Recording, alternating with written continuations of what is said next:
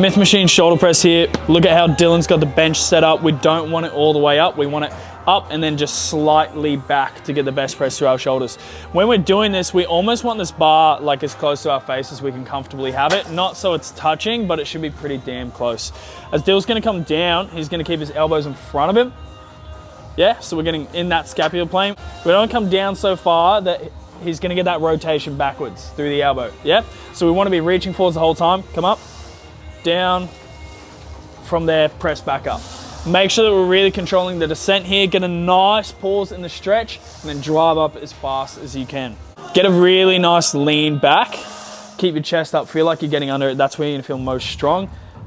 And then the last thing is you'll notice whenever you start these sets, make sure that you just twist this all the way back so that the bar's like more locked in place. If you're always pressing and you have it here, it's gonna be wobbling throughout the set. Twist it back, get your hands set, and then go for your set. It's good.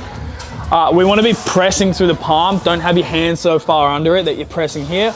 Press through the palm, see where Dylan's hands are. And then in terms of how far apart we want our hands, we just want those forearms to be parallel with the roof when we get to the bottom. So if we're too close, they're going to end up like this. If we're too far out, we're going to be coming down like this. So just make sure that those arms are straight up and down like Dyl has.